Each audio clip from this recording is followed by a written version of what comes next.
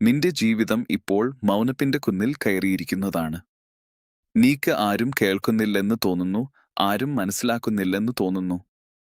പക്ഷേ മകനെ, ഞാൻ കേൾക്കുന്നു, ഞാൻ മനസ്സിലാക്കുന്നു. ഞാൻ നിന്നെ നിന്റെ സ്വന്തം ശ്വാസത്തേക്കാൾ അടുത്ത് അറിയുന്നു. നീക്കുന്നത് ഓരോ ശ്വാസവും എനിക്കറിയാം. ഞാൻ നിന്നെ ഒരിക്കലും ഒറ്റയ്ക്ക് വിടില്ലെന്ന് പറഞ്ഞല്ലോ.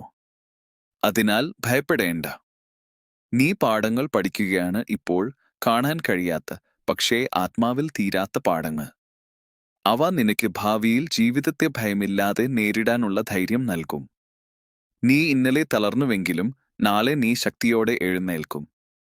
ഞാൻ നിന്നെ വീഴാൻ അനുവദിച്ചാലും നിലത്ത് തന്നെ കിടത്തില്ല, ഞാൻ കൈ നീട്ടി നിന്നെ ഉയർത്തും. മകനെ, എത്രയോ തവണ നീ വിചാരിച്ചു, ദൈവം എന്നെ മറന്നോ? ഇല്ല മകനെ. ഞാൻ ഒരിക്കലും മറന്നിട്ടില്ല. അമ്മ തന്റെ കുഞ്ഞിനെ മറന്നാലും ഞാൻ നിന്നെ മറക്കില്ല. ഞാൻ നിന്റെ പേരെ എന്റെ കരങ്ങളിൽ എഴുതിയിരിക്കുന്നു. നിന്റെ കണ്ണുനീർ സ്വർഗത്തിൽ സംരക്ഷിക്കപ്പെട്ടിരിക്കുന്നു. നീ വിങ്ങി കരയുന്ന ഓരോ നിമിഷവും സ്വർഗം നിന്റെ പേരിൽ നിശ്ചലമാവുന്നു. നീ ഇപ്പോൾ കാണുന്നത് നാശം പോലെ തോന്നുന്നു. പക്ഷേ ഞാൻ കാണുന്നത് ആ നാശത്തിന്റെ മണ്ണിൽ നിന്നുള്ള പുതിയ പിറവി.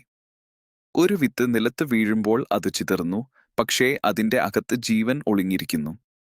അതുപോലെ നീയുമാണ്. നീ ഇപ്പോൾ തകർന്നുപോയെന്ന് തോന്നുമ്പോൾ അകത്ത് നിന്നാണ് പുതുജീവൻ പിറക്കുന്നത്. മകനെ, നിന്നെ ഞാൻ തീയിൽ വെച്ചത് നിന്നെ കത്തിക്കാനല്ല, കുഴപ്പമില്ലാത്ത സ്വർണമായി മാറ്റാനാണ്. തീ ചൂടാക്കും, തീ വേദനിപ്പിക്കും, പക്ഷേ തീ ഇല്ലാതെ സ്വർണം തിളക്കമില്ലാതാകും. നീ ഇപ്പോൾ കടന്നുപോകുന്ന ഈ ചൂട്, അതാണ് നിന്റെ ഭാവിയിലെ തിളക്കത്തിന്റെ കാരണം. നീ ഇപ്പോൾ കാണുന്നത് വേദനയായിരിക്കും, പക്ഷേ ഞാൻ പറയട്ടെ, അത് ഒരു പുസ്തകത്തിന്റെ ഇടക്കാല പേജാണ് മാത്രം. കഥ ഇതുവരെ അവസാനിച്ചിട്ടില്ല. ഞാൻ എഴുതുന്നത് അവസാന പേജ് വരെ നീ കാണും.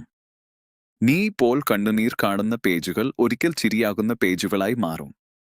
നീ ഇപ്പോൾ വിങ്ങുന്ന വാക്കുകൾ നാളെ സാക്ഷ്യങ്ങളായിരിക്കും. മകളെ, നീ എന്നെ വിശ്വസിച്ചുകൊണ്ട് എത്രയോ രാത്രികൾ ഉറങ്ങാതെ ഇരുന്നു. നീ പറയുന്നത് കേൾക്കുന്നു, പ്രഭുവേ, എനിക്ക് ബലം തരണമേ. അതേ നിമിഷം തന്നെ ഞാൻ നിന്റെ ഹൃദയത്തിലേക്ക് ശക്തി ഒഴുക്കുന്നു. നീ അതറിയാതെയാണ് അത് അനുഭവിക്കുന്നത്. അതാണ് കാരണം നീ പൂർണ്ണമായും തളരാതെ ഇപ്പോഴും നിലനിൽക്കുന്നത്. നിന്റെ ശരീരം ദുഃഖത്തിൽ വീണാലും നിന്റെ ആത്മാവിൽ ഞാൻ ജീവിക്കുന്നു. ഞാൻ നിന്നെ അകത്തുനിന്ന് നിലനിർത്തുന്നു.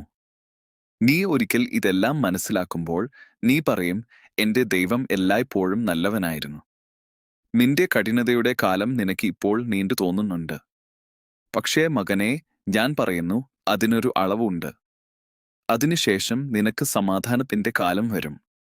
ഞാൻ കാത്തിരിക്കുന്നു നിന്റെ മുഖത്ത് വീണ്ടും പുഞ്ചിരി വിരിയുന്ന നിമിഷം കാണാൻ. ഞാൻ നിനക്കായി ഒരു പ്രഭാതം തയ്യാറാക്കി വച്ചിരിക്കുന്നു. നീ ഇപ്പോൾ കാണുന്നത് രാത്രിയാണെങ്കിലും